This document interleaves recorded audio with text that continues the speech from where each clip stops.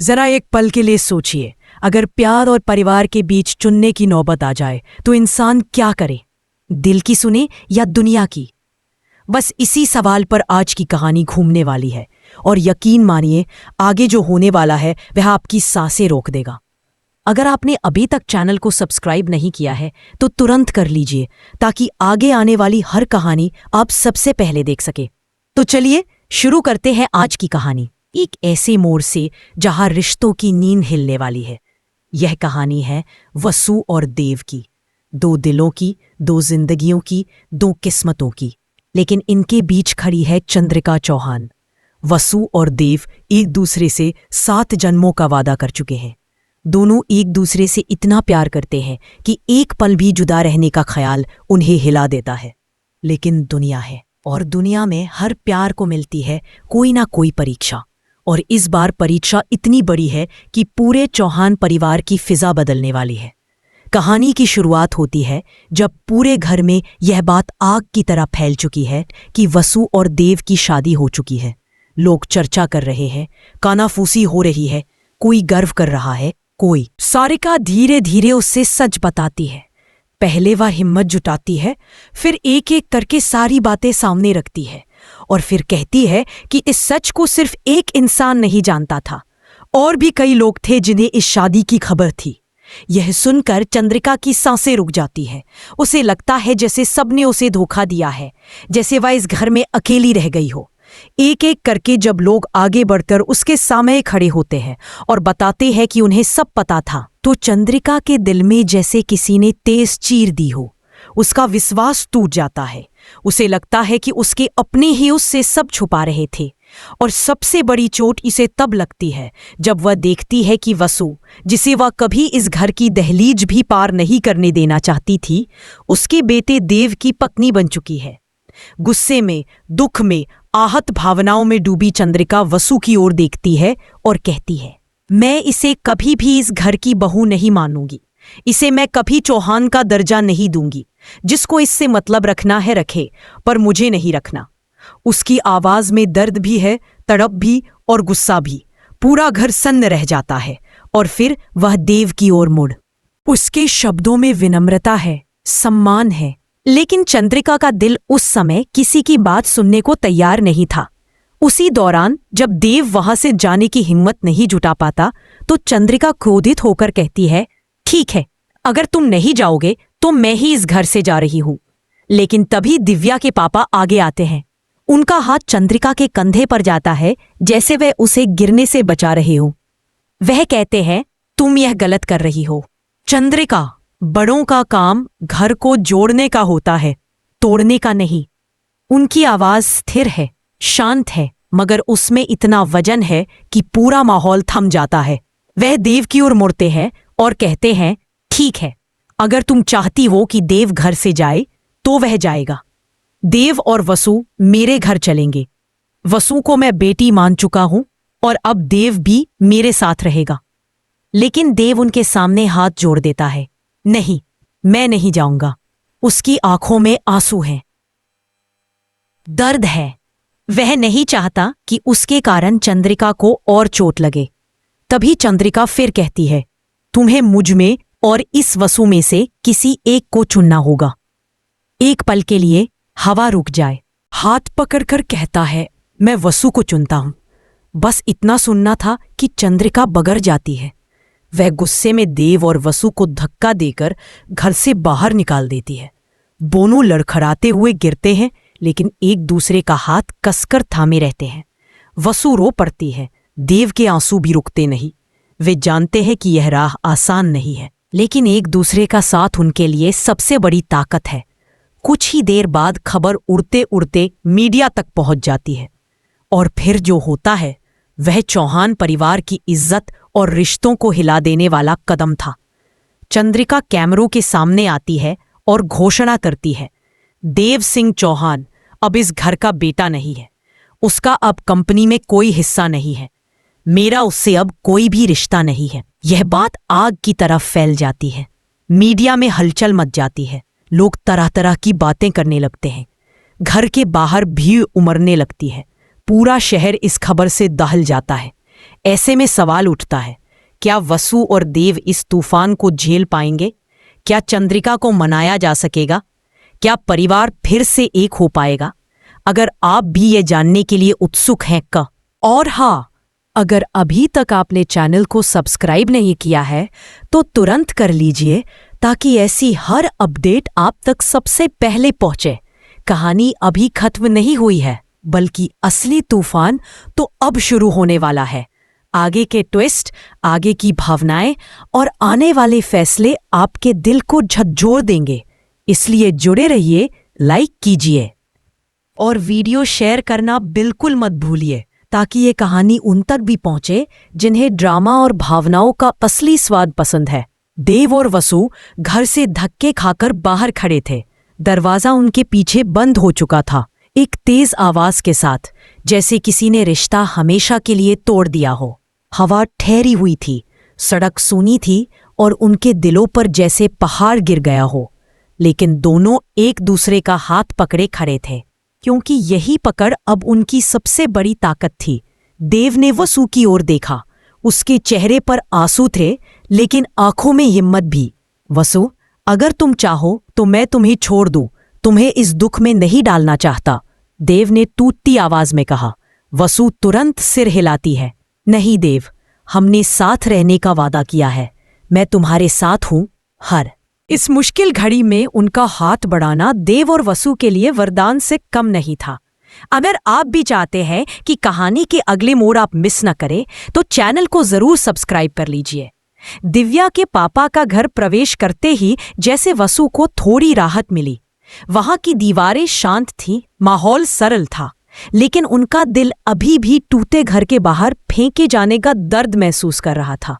देव चुपचाप बैठा रहा, उसकी आंखें लगातार लाल हो रही थी।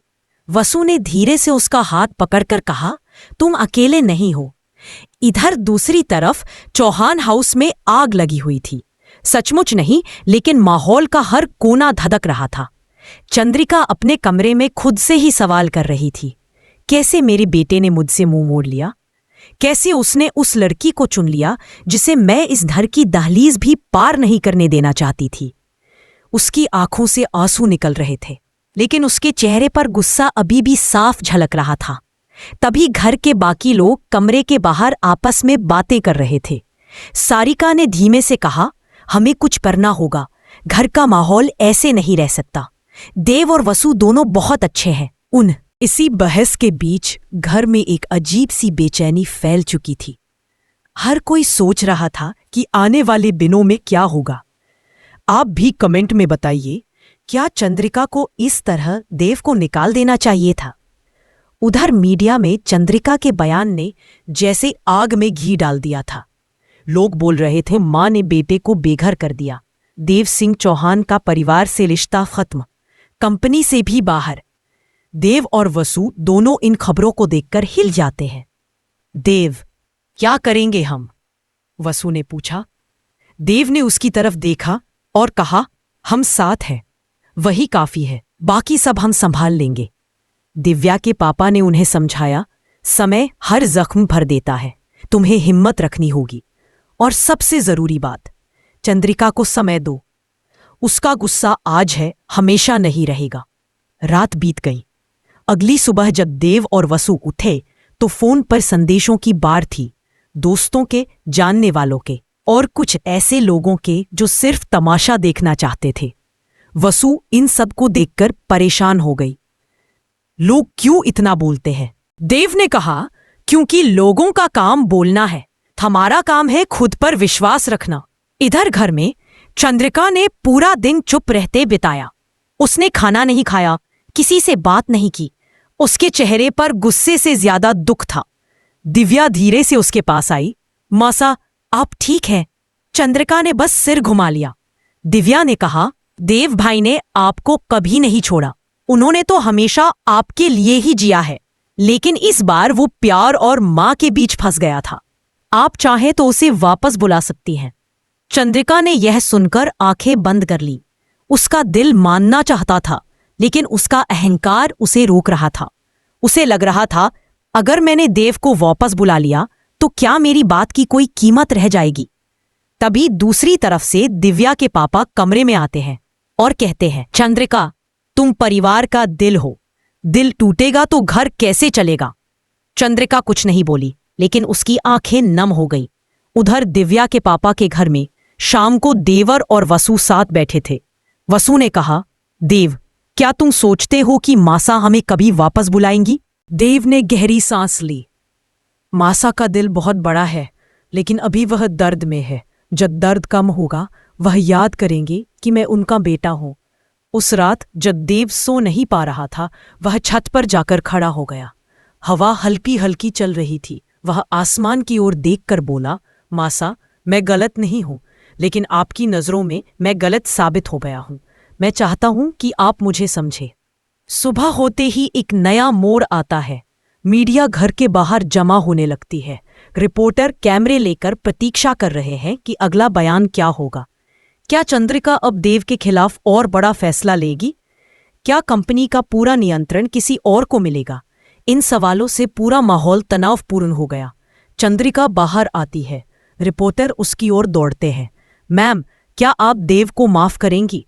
क्या आप उसे वापस लाएंगी? क्या कंपनी में उसका हिस्सा वापस मिलेगा? चंद्रिका रुकती है, सांस लेती है और कहती है, जो मैंने कहा था वह गुस्से में कहा था, लेकिन माँ होकर कोई अपने बेटे को भूल नहीं सकता। मैं बस इतना कहूंगी, हर कहानी का एक सच होता है और समय आने पर वह सब। उधर देव और वसु ये सारी खबरें देखते हैं। वसु के चेहरे पर उम्मीद की किरण चमक जाती है। देव, लगता है मासा का गुस्सा कम हो रहा है।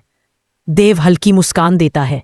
मैं हमेशा कहता था वह हमें भूलेगी नहीं, लेकिन कहानी यहीं खत्म नहीं होती। शाम को घर में परिवार के लोग इकट्ठा होकर सोच रहे होते हैं, हमें क्या करना चाहिए? देव और वसु को वापस बुलाना चाहिए या चंद्रिका के फैसले का इंतजार करना चाहिए? आखिरकार दिव्या निर्णय लेती है कि वह दोनों को मिलने जाएगी। वह दिव्या के पापा के घर पहुंचती है। देव और वसु उसे देखकर हैरान होते हैं। दिव्या कहती है, घर अधूरा है तुम दोनों के बिना। मासा कुछ नहीं बोल रही, लेकिन उनके हाव भाव बता रहे हैं कि वह तुम दोनों को याद कर रही है। देव की आंखें चमक उठती हैं। वसु धीरे से पूछती है, क्या हम वापस जा सकते हैं?